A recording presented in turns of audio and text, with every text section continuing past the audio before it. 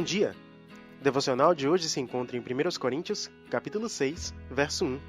Se inscreva em nosso canal, não esqueça de dar aquele like no vídeo e as referências estão lá na descrição.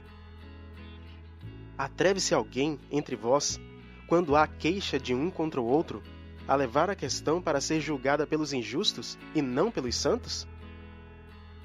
Paulo nos mostra que realmente existiam contendas entre os judeus, e era de costume entre eles, desde a época de Moisés, que as questões fossem resolvidas em família. Eles não tinham costume de levar nenhuma das suas queixas aos tribunais. Essa era uma prática comum somente entre os gregos. Os judeus escolhiam entre o povo homens capazes, tementes a Deus, confiáveis e que repudiam a desonestidade.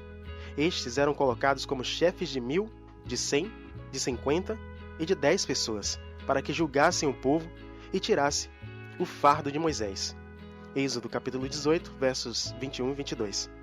Paulo deve ter observado que alguns gregos podiam ter trazido seus costumes para dentro da igreja, e isso lhe causou repulsa, principalmente por causa dos elevados princípios cristãos que ele possuía. Por isso ele disse, no verso 4, por que então ir a juízes de fora que nem mesmo são cristãos? Versão Viva BR.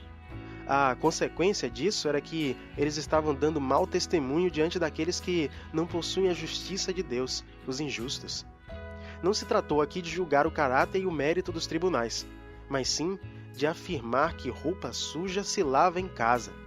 E os crentes estavam levando suas queixas para fora da igreja. Isso significa que eles estavam fracassando em viver de acordo com os padrões de Cristo. Paulo afirma também que a igreja irá julgar o mundo e os anjos. No dia do juízo final, ela será juiz. Mas naquele momento, entre os coríntios, ela havia se tornado ré quando pediu auxílio do mundo. Ela não entendia sua posição em Cristo, trazendo vergonha sobre si mesma, perdendo a autoridade para dizer que é capaz de transformar o pecador.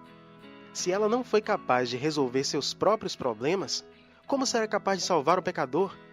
É uma completa derrota para a igreja, quando seus problemas não são resolvidos diante de Deus.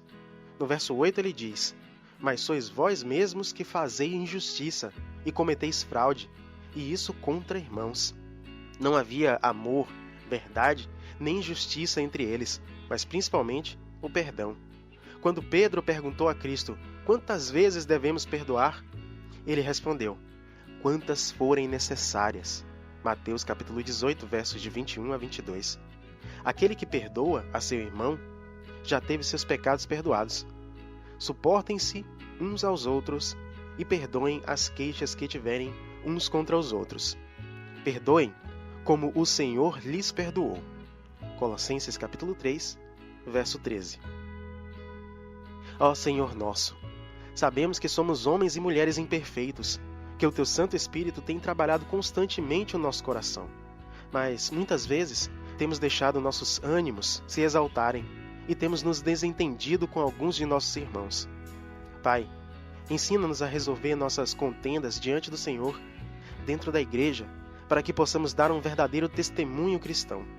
Que haja em nós amor, verdade, justiça e perdão, e que o mundo seja testemunha do nosso caráter cristão. Hoje, intercedemos por nossa igreja, que haja sempre união entre os irmãos, que tudo seja resolvido entre nós e que nada atrapalhe a nossa missão de servir ao Senhor e de levar a palavra aos necessitados. Obrigado, Senhor.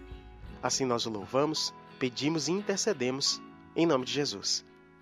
Amém. Desejo a você um dia santo e agradável, na presença de Deus, e que cada um de nós busque liberar perdão, tendo a certeza de que já fomos perdoados por meio de Cristo. Amém.